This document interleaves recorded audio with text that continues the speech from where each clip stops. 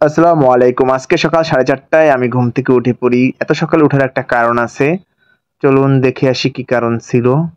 তো ১ম এ আমি উজু করে ফজরের নামাজের জন্য দাঁড়িয়ে পড়লাম। ফজরের নামাজ শেষ করেই আমি হালকা পাতলা খাবার জন্য বসে পড়লাম ডাইনিং টেবিলে। আজকের সকালের খাবারে ছিল পান্তা ভাত, গরুর মাংস, কাঁচা পেঁয়াজ, কাঁচামরিচ, লেবু। এইটা যেন অসাধারণ ছিল। খাওয়ার পরে কি বলবো এতটা মজা হয়েছে বলার মতো না। যারা পান্তা ভাতের সাথে গরুর মাংস খেয়েছেন তারা বলতে পারবেন। এরপর ৫:৩০টার মধ্যে আমাদের গাড়ি এসে পড়ে আমাদের নেওয়ার জন্য। তো আমরা সকাল ৫:৩০টার মধ্যে সবাই গাড়িতে উঠে পড়ি। উঠে পড়েছি সবাই গাড়িতে। আমরা অনেক কিছু নিয়ে নিয়েছি সাথে, অনেক খাবারও নিয়ে নিয়েছি। তো গাড়ি চলা শুরু করলো। আমি সবসময় গাড়ির পিছনের সিটে বসার চেষ্টা করি। কারণ ভিডিও করলে সবাইকে দেখা যাবে, পিছনের সিট থেকে ভালো করা যায় ভিডিও। এজন্য আরকি আমি সবসময় পিছনের সিটে বসি। দেখা যায় অনেকে সামনের সিটে বসার জন্য পাগল। কিন্তু আমি উল্টা পিছনের সিটে বসার জন্য পাগল। তো আমাদের গাড়ি চলতেছিল সকালবেলা রোড ফ্রি। ঢাকা শহরে যে এতটা সকালবেলা ফ্রি থাকে, এতটা ফ্রি অন্য সময় থাকে না। এরকম যদি থাকতো সবসময় তাহলে কতই সুন্দর ছিল। কোনো জ্যাম নেই, কিছু নেই। তো পরিবারের সবাই মিলে কোথাও যেতে খুবই ভালো লাগে। আজকে আমাদের সাথে ছিল না শুধু আমার বাবা, এছাড়া আমাদের পরিবারের সবাই ছিল। আর সাথে ছিল আমার ভাইয়ের মামা শ্বশুর আর মামাতো শালি। তো আমরা সবাই মিলে যাচ্ছি।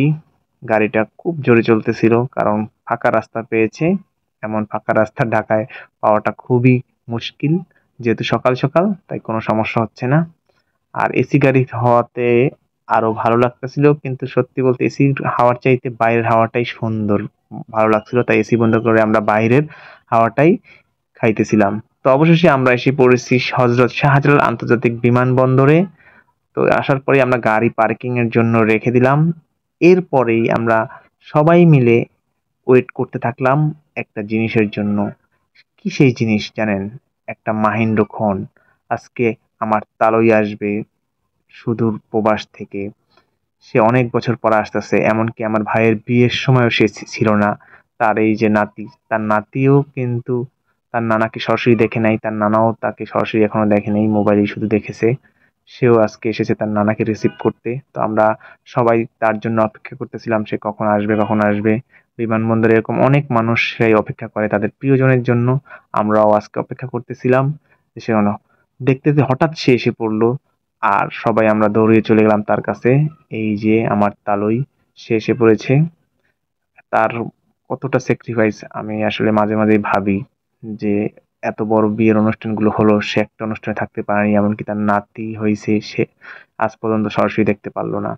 অবশেষে তাকে নিয়ে আমরা সবাই বিমানবন্দর থেকে বের হয়ে পড়লাম।